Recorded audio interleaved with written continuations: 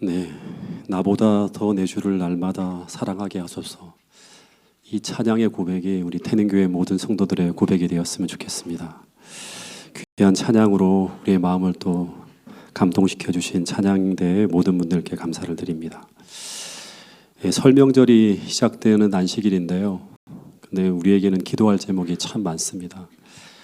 먼저 김성재 장로님의 가정을 위해서 우리 태능교회 모든 성도님들께서 특별히 기도해 주시기를 부탁드리겠습니다. 기도해 주신 그 은혜 과정을 통해서 우리 장로님께서 지금 수술을 잘 받으시고 회복 중에 있는데 치유의 모든 과정에도 하나님의 특별한 돌보심과 은혜가 있을 수 있도록 기도해 주시기를 부탁드리겠습니다. 특별히 고난 중에 있는 성도들이 참 많이 있는데 저의 소망은 모든 분들이 그 병상에서 하나님을 만나고 하나님을 경험함으로 말미암아 하나님의 은혜로 그 어두운 고난의 터널을 다 통과해서 건강하게 이 하나님을 찬양하는 자리로 다 나오는 게 제 새해 소망이기도 합니다. 이 일을 위해서 우리 모든 성도들이 함께 기도해 주시기를 부탁드리겠습니다. 그리고 우리 서경호 집사님, 우리 박예서 집사님의 딸 우리 경은 아들이죠. 죄송합니다. 항상 2%가 부족해요. 제가 여러분을 이해해 주시길 바라겠습니다. 우리 서경은 형제가 독일로 유학을 가는데 오늘이 마지막 안식이라고 합니다. 우리 성도님들께서 또 그 앞길을 하나님께서 인도하시고 또 역사해 주셔서 또 축복의 자녀로 성장해서 돌아올 수 있도록 우리 함께 기도해 주시기를 부탁드리겠습니다. 먼저 하나님 말씀 한 구절 좀 읽어보고 우리 시작하도록 하겠습니다. 요한계시록 21장 3절부터 5절에 있는 말씀입니다. 시작.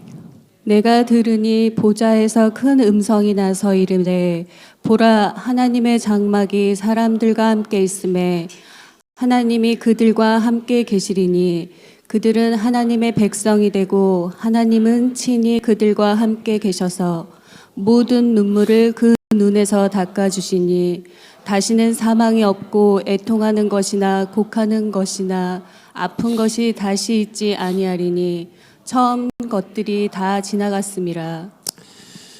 이 요한계시록 21장 3절부터 5절에 보면 우리가 천국에 가면 이 땅에는 있지만 천국에는 없는 것들이 몇 가지 존재한다고 이야기하고 있습니다. 본문을 읽어보면 대표적으로 천국에 가면 볼 수 없는 건물이 3가지가 있을 것 같아요. 그 중에 하나는 경찰서가 없을 것이고 또 하나는 병원이 없을 것이고 또 하나는 장례식장이 없을 것입니다.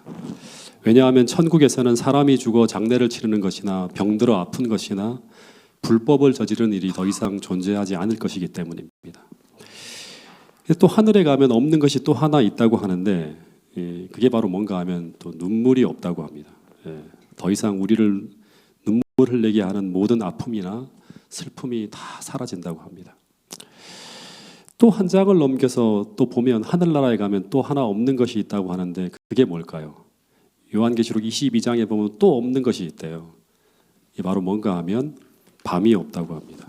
다시 밤이 없겠고 그래서 등불과 햇빛이 쓸데없으니 이는 주 하나님이 그들에게 비치심이라. 그러니까 새하늘과 새 땅에 가면 인공적인 모든 조명은 다 사라집니다. 왜냐하면 하나님의 빛이 워낙 밝기 때문에. 그런데 이 하나님의 영광의 빛은 우리 마음에도 계속 비쳐서 우리 마음에도 모든 그늘이나 어둠이 사라지게 하는 곳이 바로 천국이라고 합니다. 여러분, 이 천국이 얼마나 아름다운 곳인지 우리가 상상할 수 없을 만큼 우리에게 행복과 기쁨을 주는 것이 바로 천국이라고 하는데 근데 이 4가지까지는 제 마음에 다 수긍이 되거든요. 5가지는. 근데 또 하나 천국에는 있는데 이 땅에는 있는데 천국에는 없는 것이 있다고 합니다. 근데 그게 바로 뭔가 하면 이것입니다. 요한계시록 21장 1절에 보면 이런 말씀이 있어요. 이 말씀도 같이 한번 읽어볼까요? 시작. 또 내가 새 하늘과 새 땅을 보니 처음 하늘과 처음 땅이 없어졌고 바다도 다시 있지 않더라. 새 하늘과 새 땅을 보는데 이 처음 장면이거든요. 20장에 죄가 다 사라지고 근데 하나님이 요한에게 새 하늘과 새 땅에서 처음으로 보여주는 장면이 뭔가 하면 그 바다가 사라진 거예요. 예. 우리 식구들은 바다를 참 좋아합니다. 예. 어느 정도로 좋아하는가 하면 사모가 저와 결혼해서 좋은 것 중에 하나가 무엇인가 하면 명절 때 태백에 내려가는 것이라고 하는 거예요. 근데 그 이유가 뭐냐 그러면 태백이 좋은 것이 아니라 태백을 갔다가 돌아올 때 제가 동해 바다를 쫙 경유해서 올라오기 때문에 이 동해 바다를 볼 수 있기 때문에 저와 결혼한 것이 좋다고 말할 정도로 바다를 좋아합니다. 특별히 추석과 설에 펼쳐지는 이 동해 바다는요, 이 가을 바다, 겨울 바다는요, 정말 눈이 시릴 만큼 정말 아름답습니다. 그래서 바다가 쫙쭉 펼쳐질 때 제가 어떻게 하는가 하면 차의 속도를 쫙 늦추고요. 거기에 맞는 음악을 탁 틀고 해안도로를 따라 천천히 달리면 그러면 뒤에서 난리가 납니다.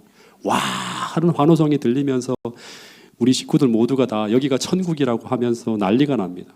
특별히 성주와 다인이는 막 화음을 넣어서 노래를 부르고 성주 엄마는 연신 막 환호성을 지르고 완전 분위기가 최고조가 됩니다. 그러면서 생각하게 되는 것이 뭔가 하면 이런 아름다운 바다와 이렇게 아름다운 하늘을 만드신 그 하나님이 계신 천국은 얼마나 아름다운 곳일까를 늘 생각을 합니다. 특별히 제가 그 여수에서 이제 그 어딘가요? 그 바다를 가로질러 넘어가는 파령대교라고 하는 그것을 건너면서 그 장엄한 일몰을 바라보면서 그때 그 가슴 벅차게 들었던 그 어메이징 그레이스는요, 지금도 잊을 수가 없어요. 예. 근데 요한계시록 21장 1절에서 뭐라고 하는가 하면 정말 놀랍게도 그 새하늘과 새 땅에는 그 아름다운 바다가 다시 있지 않을 것이라고 하는 선언을 하나님께서 하시는 거예요. 예. 이해가 안 되는 거예요. 이것을 이해하기 위해서 이 계시록을 쓴 요한에게 이 바다라는 어떤 것일까를 좀 우리가 생각해 봐야 합니다. 예. 그 당시 요한은요, 이 요한계시록을 쓸 때 형님 사도들이 다 죽고 난 다음에 마지막까지 생존해서 교회를 돌보던 사람이 바로 누구였는가 하면 요한이에요. 근데 이 요한이 계시록을 쓸 당시에 그에게 어떤 일이 벌어지는가 하면 그 로마 황제 중에 이 도미시안 황제 때, 그러니까 이 황제가 81년 AD 81년부터 96년까지 그 로마를 다스리는데, 근데 그때 기독교에 큰 박해가 벌어집니다. 당시 기독교의 유일한 사도였던 요한이 제일 먼저 에베소에서 체포되어져 갖고 사형 원도를 받습니다. 그런 다음에 기름 가마니에 던져져서 공개 처형을 당하게 돼요. 예. 근데 거기서 이 요한이 극적으로 하나님의 도우심으로 죽지 않고 살아납니다. 이게 사도행전에 나와요. 그냥 설화가 아니라. 그래서 로마 당국이 이 사람을 죽일 수도 없고 살려두자니까 이런 신비한 인물을 살려두면 큰일 날 것 같은 거예요. 그래서 이 사람을 교인들과 영원히 격리시키기로 결정을 해서 어디로 보내는가 하면 바로 밤모란 섬에 유배를 시켜버려요. 그래서 요한이 그 마지막 말년에 신무하던 에베소 교회를 떠나서 90km 떨어진, 이 90km라고 하면 먼 거리거든요. 바다로. 그 바위섬인 밤모로 유배되어집니다. 근데 이 밤모섬이 어떤 곳인가 하면 여기는요, 한 번 들어가면 살아나올 수 없는 생지옥과 같은 곳이 당시 밤모섬이었어요. 왜냐하면 이 밤모섬은 당시 사회에서 영원히 격리시켜야 될 중범죄자를 수용하는 그런 수용시설이 있는 거예요. 그러니까 정치범이라든가 흉악범 같이 사회로부터 영원히 격리시켜서 그냥 이렇게 단절시켜 버리기 위해서 존재하는 수용소예요. 그러니까 고대판 아오지 탄광 같은 그런 곳이 바로 이 밤모섬이었죠. 근데 이 요한이 밤모로 보내질 당시 나이가 얼마였을 것 같습니까? 추정하면 거의 100세 근처예요. 90이 넘었어요. 근데 그런 고령의 나이에 이 요한이 정말 사랑하던 평생 함께했던 이 교인들과 분리되어져서 그 낯선 곳에 유배되어지게 될 때 그때 그의 심정이 어땠을까? 생각해 보면 우리 정환순 집사님이나 한우홍 집사님처럼 믿음으로 사시는 분들이 신앙 때문에 그런 고령의 나이에 이런 정치범 수용소에 끌려가셨다고 생각하면 이해가 쉬울 것 같아요. 근데 거기서 이 요한이 조용하게 묵상하고 기도하며 보냈는가? 그렇지 않고요. 강제 노역에 시달렸대요. 당시 그곳에는 채석장이 있었다고 합니다. 그래서 아마 채석장 일을 하게 되었을 텐데 이 100세에 가까운 노인에게 이 일은 정말 감당하기 힘든 너무나 힘든 일이었을 거예요. 제대로 먹지도 못하고 추위에 떨고 더위에 시달리면서 인생 말년에 너무나 고통스러운 시간을 보내게 됩니다. 그래서 요한계시록 1장 9절에 보면 나 요한은 너희 형제요 예수의 환난과 나라와 참음에 동참하는 자라. 하나님의 말씀과 예수를 증언하였으므로 말미암아 반모라고 하는 섬에 있었다고 하는 거예요. 그러니까 요한에게 이 반모라고 하는 섬은 환난의 장소였어요. 환난과 참음의 장소였어요. 근데 그를 더 힘들게 만든 것은 뭔가 하면 요한계시록 2장 3장에 보면 지금 그가 생명처럼 사랑하며 돌보던 이 소아시아의 7개 교회가 그가 체포되어져서 교회를 떠나자마자 문제가 생기면서 막 흔들리고 있는 거예요. 교회마다 거짓 교사가 등장해서 막 교회를 흔들고 있었고 심지어 두아디라, 사대, 라오디기아 교회는 아예 무너져 내리고 있었어요. 근데 이 요한은 이 반모에 갇혀서 아무것도 할 수 없는 거예요. 아마 요한은 날마다 이런 기도를 드렸을 거예요. 하나님 왜 제가 여기 있어야 합니까? 속히 이 반모를 떠나서 사랑하는 교회로 돌아가게 해달라고, 다시금 교회를 돌볼 수 있게 해달라고 끊임없이 기도했을 거예요. 왜냐 그러면 교회는 이 요한을 필요로 하고 있었기 때문이에요. 근데 아무리 기도해도 상황은 변하지 않고 사방으로 보이는 것은 전부 바다뿐이에요. 그래서 요한에게 이 바다는 우리 가족이 바라보던 그 아름다운 쪽빛 바다가 아닌 요한에게 이 바다는 어떤 장소다? 환난과 고통의 상징이었어요. 그런데 요한계시록 21장에 보면 어떤 얘기가 나오는가 하면 그 바다가 그를 그토록 고통스럽게 하고 우울하게 하던 저주스러운 바다가 이제 새하늘과 새 땅에서는 사라지고 없는 거예요. 즉 새하늘과 새 땅의 장면이 펼쳐질 때 그때 주님께서 요한에게 제일 먼저 보여주신 장면이 무엇인가 하면 내가 새하늘과 새 땅을 바라보니 그때 제일 먼저 보여준 장면은 그 바다가 사라진 장면이라고 하는 것입니다. 여러분 헬라어 원어를 보면 이 새하늘과 새 땅에서 사라지게 되는 바다는요 그냥 바다가 아니라 정관사가 붙어있는 그 바다예요. 다시 말해서 일반적인 바다가 아닌 요한을 반모섬에 유배시켜 그를 둘러싸고 있고 그를 사랑하는 교회로부터 돌아오지 못하게 막고 있는 그 바다라고 하는 거예요. 즉 그가 겪고 있는 이 반모라고 하는 이 환난과 고통과 참음에서 벗어나지 못하게 만드는 그 바다라고 하는 거예요. 근데 그 바다가 새하늘과 새 땅에서는 사라지고 없다고 하는 거예요. 다시금 성도들을 자유롭게 만날 수 있고 다시금 자유롭게 복음을 전할 수 있고 더 이상 그를 고통스럽게 얽매이게 만드는 이 모든 저주가 사라진 거예요. 또 하나 제가 지난번에 잠깐 1년 전에 지난 추석 때 이 설교를 비슷한 설교를 하면서 이런 말씀을 드렸는데요. 요한에게 이 바다는 또 하나는 다니엘 7장을 보면 또 계시록 13장에 보면 하나님의 백성들을 핍박하고 박해하는 대부분의 짐승들은 바다에서 올라옵니다. 그러니까 이 바다는 악이 올라오는 근원적 장소예요. 바다가 사라진다고 하는 것은 어쩌면 우리를 핍박하고 우리를 괴롭게 하고 우리를 유혹하고 하나님 백성들을 고통스럽게 하던 그 악과 저주가 다 사라지게 된다고 하는 표현과 똑같은 거예요. 근데 그곳이 어디인가? 바로 새하늘과 새 땅, 즉 천국이라고 하는 것입니다.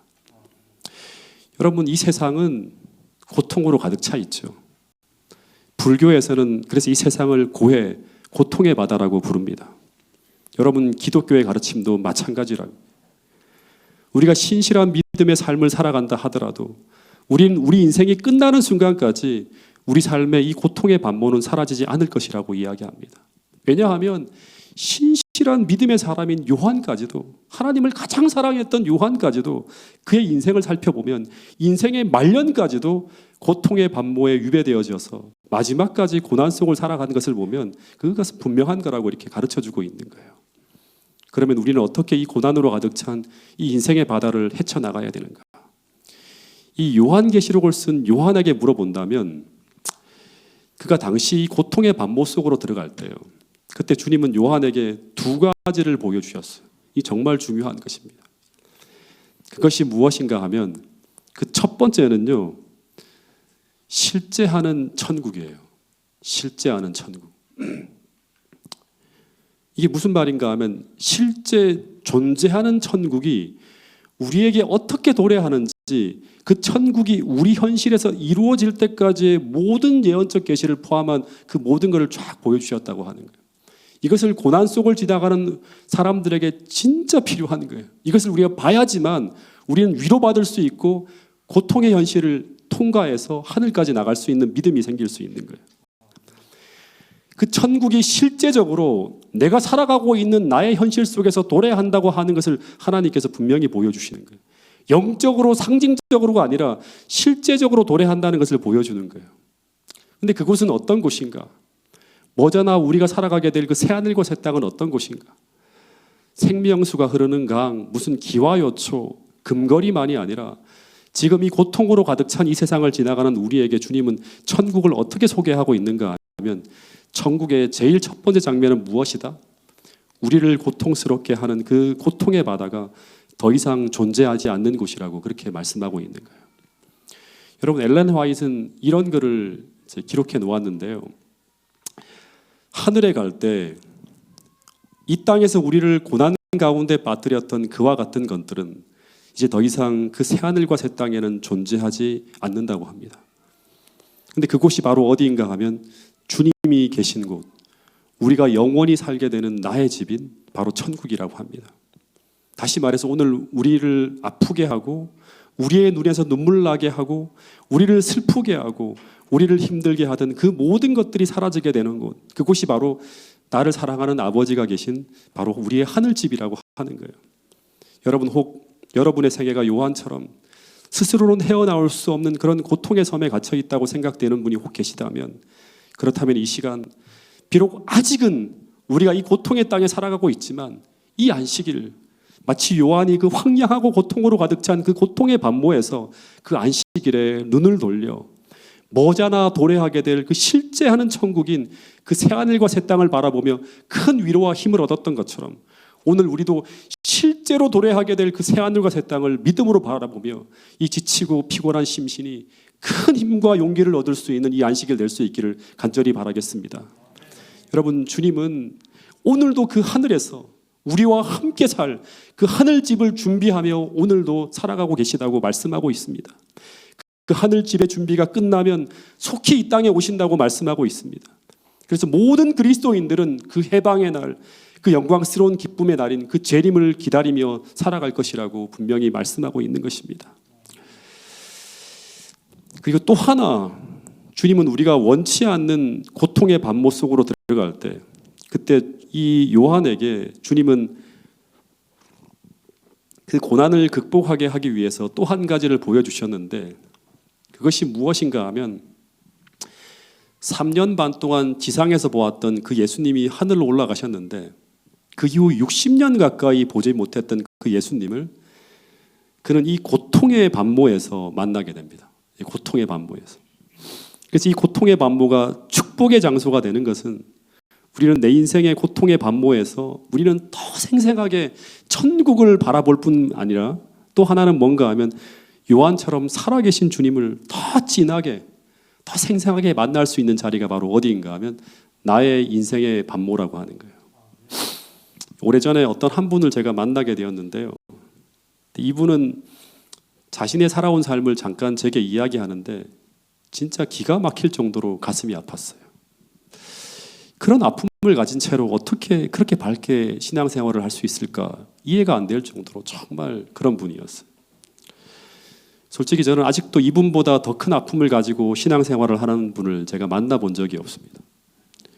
그리고 이분처럼 그 아픔을 이기고 건강하게 신앙생활을 한 분도 본 적이 없어요.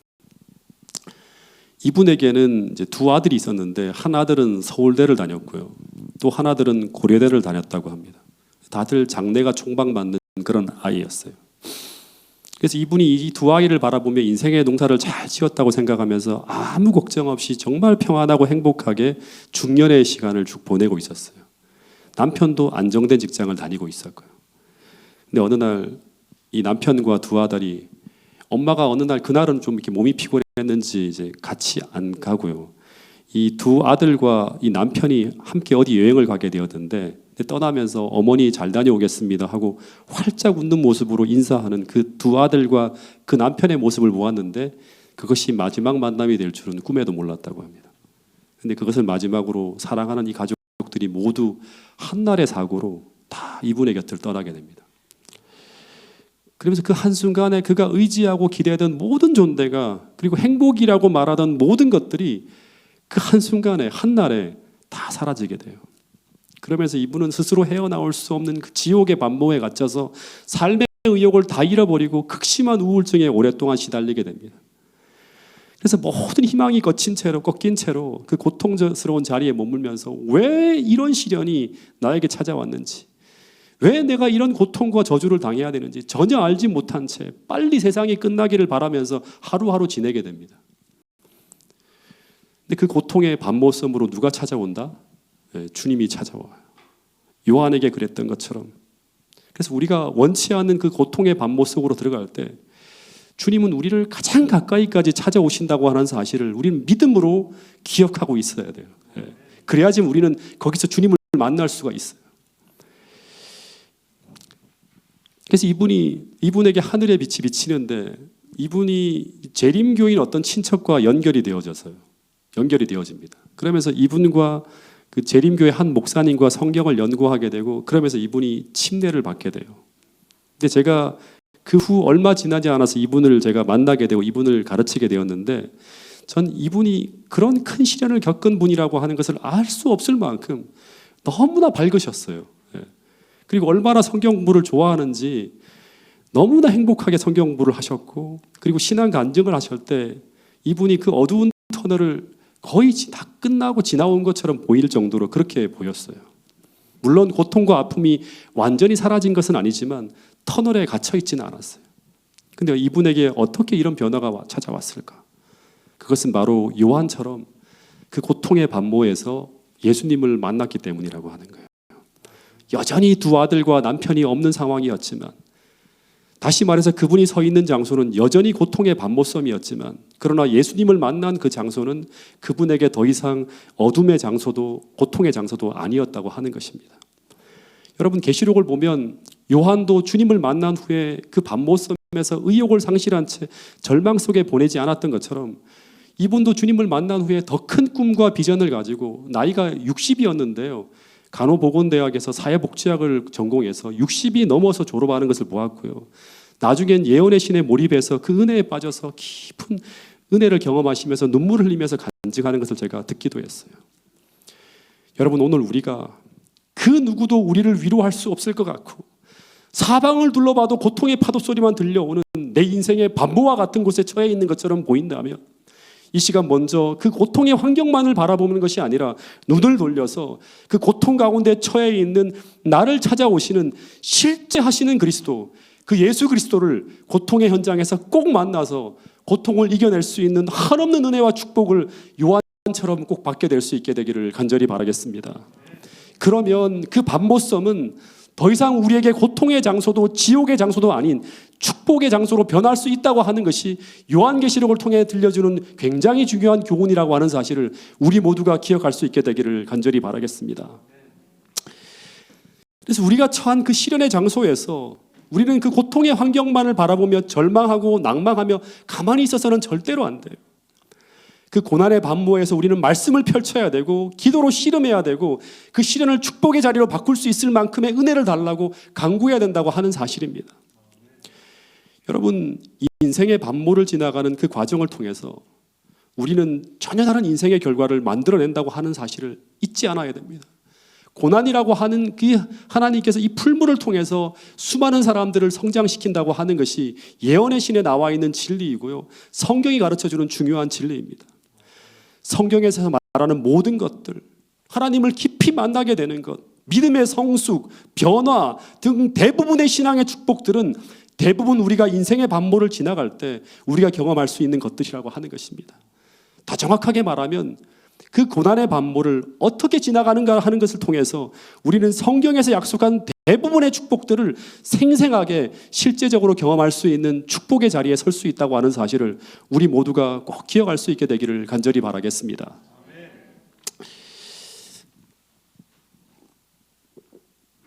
그러면 이제 정말 중요한 것 중에 하나를 좀 말씀을 드릴 텐데요. 요한이 경험한 이 고난의 반모가 축복의 장소로 변화되어져 가는 그 과정에서 어떤 일이 요한에게 일어났는지를 좀 한번 살펴볼게요. 이 요한이 그 고령의 나이에 체포되어서 생지옥과 같은 반모로 들어갈 때 그때 요한의 마음이 어땠을까요? 여러분 요한이라고 하는 사람이 특별한 사람이라고 생각하면 아무런 의미가 없어요. 성경 이야기가. 그 사람도 우리와 별 차이가 없는 평범한 한 인간이라고 생각을 해야 돼요. 그래서 아마 그 고령의 나이에 낯설고 고통스러운 반모에 끌려가서 그 고된 노동에 시달릴 때 점점 믿음이 쇠약해지며 절망할 수도 있었을 거예요. 왜냐하면 그가 아무리 주의 말씀을 많이 듣고 아무리 영광스러운 기적을 체험했다 하더라도 침례 요한처럼 격리된 감옥에 갇혀 있을 때 우리는 순간적으로 어둠에 휩싸일 수도 있다고 하는 거예요. 그리고 그 눈앞에 펼쳐지는 그 바다와 사방에서 들려오는 그 바닷물 소리를 들을 때 마치 그 소리는 이 요한에게 너는 이제 여기서 갇혀 죽을 거야 라고 하는 그런 소리로 들릴 수도 있었을 거예요. 제가 일산교회에서 순간적으로 엘리베이터에 갇혔을 때 그 잠시 15분 정도 갇혀 있었는데요. 그 순간이 너무너무 힘들더라고요. 순간적으로 막 믿음을 발휘하려고 막 몸부림을 치는데 순식간에 마음이 자꾸 어두워지는 막 그런 것들을 느낄 수도 있는 게 바로 연약한 인간이에요. 근데 사도행적에 보면 이 요한은 끊임없이 몰려오는 그 두려움과 근심과 우울함에 갇혀 있지 않고 끊임없이 기도하면서 주님을 찾고 믿음으로 주님을 붙들고 있었다고 합니다. 근데 그러던 어느 날 요한계시록 1장 9절에 보면 그 날이 바로 안식일이었습니다. 주의 날이라고 하는 거예요. 그러니까 오늘 이 날이 얼마나 우리에게 축복의 날인지 우리가 한번 생각을 해야 돼요. 그렇죠? 이 주의 날에 그는 나팔 소리 같은 아름다운 음성으로 그를 부르시는 주님의 음성을 듣게 됩니다. 그 음성은 한 60년 전 지상생애 동안 내내 그를 부르셨던 그 다정한 주님의 음성이었어요. 요한아 하고 불렀겠죠. 나팔 소리 같았대요. 네. 그래서 너무 반가운 마음에 그 소리 나는 곳으로 고개를 확 돌리면서 예수님이시네요 하면서 탁 보는데 그 고난 중에 그를 찾아오신 그 영광스러운 예수님을 만나게 됩니다. 근데 요한은 그 예수님의 모습이 너무나 영광스럽고 아름다워서 그가 만난 예수님을 하나하나 다 묘사하려고 해요. 근데 그분의 머리는 흰 눈 같고 발은 주석 같고 하다가 갑자기 제 마음에 확 꽂혔던 게 뭐냐 그러면 그 입에서 흘러나오는 나팔 같은 아름다운 사랑의 음성을 듣는데 근데 그분의 음성을 어떻게 묘사했죠? 어떻게 묘사했는가 하면 많은 물소리 같다고 묘사했어요. 네. 여러분 많은 물소리란 어떤 소리일까요? 바로 얼마 전까지 그를 우울하게 만드는 그 밤모섬 곳곳에서 들려오는 그 파도 소리예요. 바닷소리. 다시 말해 이 말은 예수님의 사랑스러운 음성이 밤모의 파도 소리 같다고 표현했는데 근데 이것은 무엇을 말하고 있는 것인가 하면 이것은 바로 그가 처한 그 고통의 밤모 그 어떤 희망도 기쁨도 싹틀 수 없는 그 불모의 밤모가 이제 그리스도를 만남으로 말미암아 더 이상 지옥이 아닌 천국으로 변하게 되었다는 거 하는 것을 증명하는 거예요. 저주의 바다가 사라지고 그 저주의 바다가 무슨 바다로 바뀌었다? 축복의 바다로 변했다고 하는 것입니다. 이런 식의 표현이 요한계시록에 계속 이어지고 있어요. 요한계시록 14장 2절에도 보면 내가 하늘에서 나는 소리를 들으니 많은 물소리 같다고 합니다. 계시록 곳곳에서 들려오는 그 바닷소리가 천상의 소리로 들려오는 거예요. 하늘에서 들려오는 소리로 다 변하는 거예요. 계시록 19장 6절에서도 보면 어린 양이 혼인잔치에 참석한 그 허다한 무리가 하나님을 찬송하는 그 음성도 어떤 소리로 바뀌었는가 하면 많은 물소리, 바로 파도 소리예요. 그렇게 다 비유하는 거예요.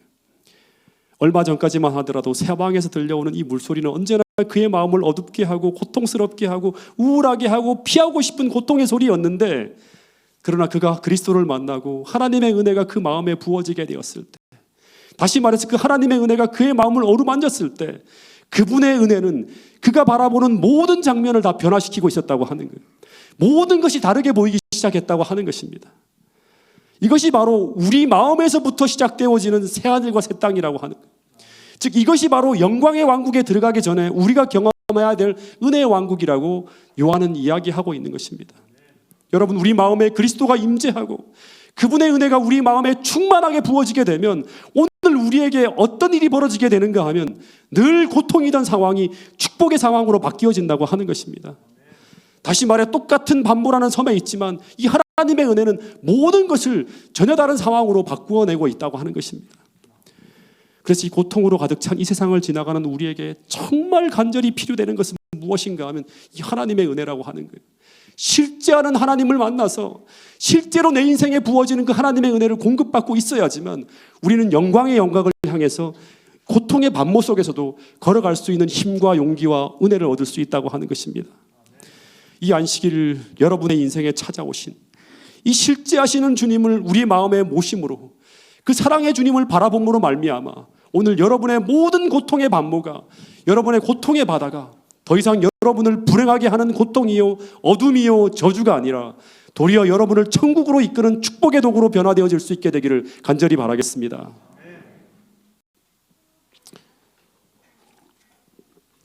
제가 2010년에 동작중앙교회에 부임했을 때, 그때 3월에 제가 부임을 했는데 오랫동안 쉬시던 한 집사님이 교회로 출석하게 됩니다. 근데 그분의 품성도 너무 좋으시고 너무나 착한 분이었어요. 예. 그런데 성경 연구에도 이분이 관심이 있은 것 같아서 제가 처음에 소그룹으로 한 4사람 정도를 이렇게 이제 교회에서 설교 듣는 걸 보면서 한 4사람 정도를 같이 제자훈련 그룹에 포함시켜서 공부를 하려고 하면서 이분을 이제 포함을 시켰어요. 같이 공부를 하자고. 근데 공부한 지 한 달 정도 되는데 너무너무 좋아하면서 이분이 남편을 어떻게든 인도해야 되겠다고 하면서 막 계속 말씀을 하시는 거예요. 근데 한 4월이었죠. 4월 달인데 갑자기 이분의 병원에서 검사가 있다고 하시는 거예요. 근데 제가 조금 더 걱정하지 않았어요. 왜냐 그러면 교회적으로 볼 때 또 그 가정을 보았을 때 그 집사님이 편찮으면 안 되는 상황이었어요. 예. 그래서 병원을 다녀오셨기 때문에 아무 생각 없이 이제 안부 전화를 드렸어요. 근데 갑자기 이분이 막 펑펑 우는 거예요. 그러면서 하시는 말씀이 좋지 않은 결과가 나왔다고 하는 거예요. 유방암 3기였는데 그 암의 종류도 아주 좋지 않은 암이었어요. 그리고 그 암이 여러 곳으로 번졌고, 그리고 이게 치료한다 하더라도 재발의 가능성이 너무나 많은 그런 암이었다고 하는 거예요. 잘못하면 이분의 생명이 위태로울 수 있는 그런 상황이었어요.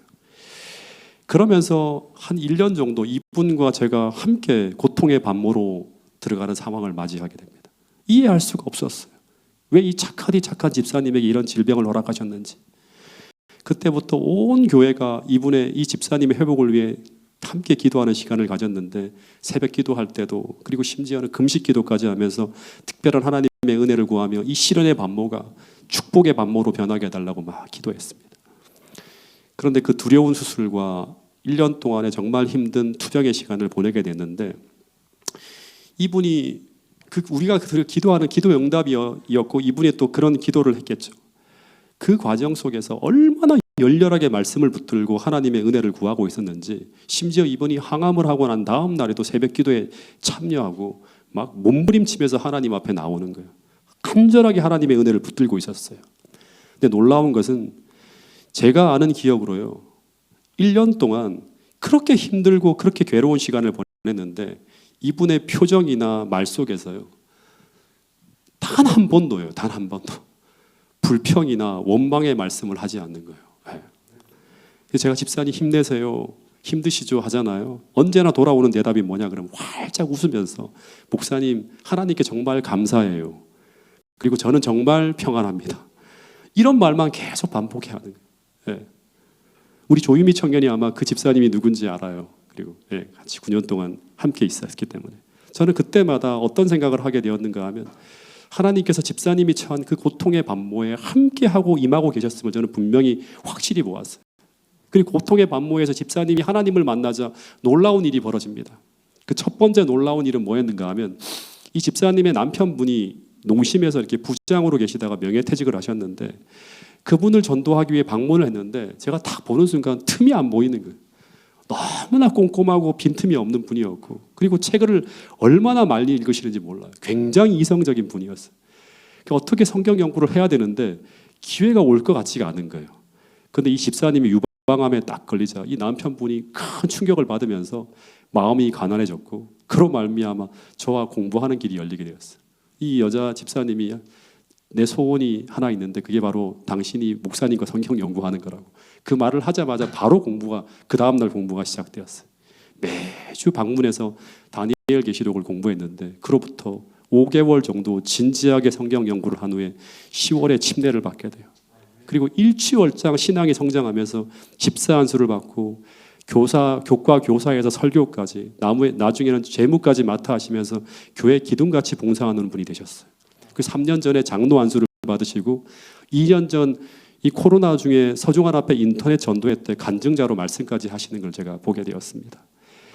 그런데 이런 일이 벌어지게 된 계기는 바로 집사님께서 고난의 반모를 지나가면서 하나님을 만난 그 은혜의 결과였어요. 여기 제 바로 옆에서 함께 재림연수원에 기도하시는 분이 그 집사님의 남편분이세요. 네. 그리고 어디를 가나 항상 이 두 분이 같이 교회 이런저런 부분에 참여하시면서 기둥같이 일하시는 그런 분이었습니다. 그리고 이 집사님이 그 고난 중에 신앙이 부쩍 성장하면서 또 하나 받은 은혜가 뭔가 하면 이분이 받은 은혜를 어떻게 나눠줄 수 있을까를 고민하다가 이 집사님이 집에서 채식요리 세미나를 열려고 하는데 얼마나 이분이 진실하게 기도하며 시작했는지 이 집사님 한 사람을 통해서 한 번에 40명 이상이 그 집사님의 집으로 몰려온 거예요. 그래서 이 집사님이 자기 집에서 할 수가 없어갖고 교회에서 채식요리 세미나를 하게 됩니다. 그러면서 나중에 어떤 일까지 벌어지는가 하면 재림연수원으로 이분을 모시고 한번 집회를 해보자 했는데 그때 신청자가 한 60명이 넘었어요. 그래서 버스를 대전해서 어마어마한 규모로 힐링 캠프를 열게 됩니다. 이 연수원의 모든 건물들을 다 저희들이 다 전체를 다 빌려가고 그리고 3년 동안 어마어마한 사람들이 교회로 몰려오면서 수많은 사람들에게 건강기별과 교회를 소개하는 일이 할 수 있는 그런 일이 벌어진 거예요. 여러분 한 사람이 그 바다로 에워싸이는 듯한 그 고난의 반모에서 주님을 경험하고 만나게 될 때 먼저는 그 집사님이 고난 중에 흔들리지 않는 평안을 경험하게 되고요. 더 나아가서 남편을 인도하고 집사님과 같은 아픈 경험을 하는 수많은 사람들을 주님께로 인도하는 축복의 통로가 되게 했다고 하는 것이 이게 그 집사님 한 사람만이 아니라 성경에 나오는 공식이에요. 공식. 마치 요한이 그 고통의 반모에서 주님을 만나게 됨으로 말미암아 그 후 수천 년 동안 수많은 사람들에게 예수 그리스도의 계시의 빛을 전하는 축복의 통로가 될 수 있었던 게 바로 그 고난의 반모에서 예수 그리스도의 계시를 받았다고 하는 거예요. 예. 여러분 오늘 우리가 처한 그 고통의 현장에서 주님을 만나게 될 때 우리는 반드시 성장하게 되고 자라나는 축복뿐 아니라 그 축복의 하나님을 세상에 전할 수 있는 축복의 통로로서 역할을 감당할 수 있는 그런 사람으로 변화되어질 수 있다고 하는 사실을 꼭 믿게 될 수 있기를 간절히 바라겠습니다. 여러분 그래서 이 고통의 바다, 그 고난의 반모가 새하늘과 새 땅에서만 사라지는 것이 아니라 오늘 나의 고통의 현장에서 그 고통의 반모가 주님의 은혜와 축복으로 말미암아 도리어 고난의 반모가 기쁨과 행복이 넘치는 축복의 땅으로 변화되어지는 그런 경험들을 오늘 지금 이 땅에서도 경험하는 태능교회 모든 성도들이 될 수 있기를 간절히 바라겠습니다. 그런 확신을 가지고 더 이상 눈물도 없고 고통도 없고 그 싫지 않은 하늘이 분명히 이 현실 속에서도 도래할 것이라는 그 확신을 가진 사람들이 바로 누구인가 하면 재림 성도라고 하는 거예요. 그 재림의 확신을 가지고 오늘을 살아갈 수 있는 태능교회 모든 성도들이 될 수 있기를 간절히 바라겠습니다. 마지막 말씀인데 이건 제가 띄우지 않았기 때문에 제가 그냥 읽어드리겠습니다.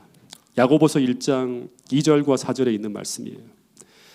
내 형제들아 너희가 여러 가지 시험을 당하거든 온전히 기쁘게 여기라. 네. 너희가 여러 가지 시험을 당하거든 온전히 기쁘게 여기라. 이는 너희 믿음의 시련이 인내를 만들어내는 줄 너희가 알미라. 인내를 온전히 이루라. 이는 너희로 온전하고 구비하여 조금도 부족함이 없게 하려 하심이라. 여러분 이 말씀이 진실하다고 하는 것을 우리 모두가 삶으로 고백할 수 있는 태능교회 모든 성도들이 될 수 있기를 간절히 바라면서 오늘 말씀을 줄이도록 하겠습니다.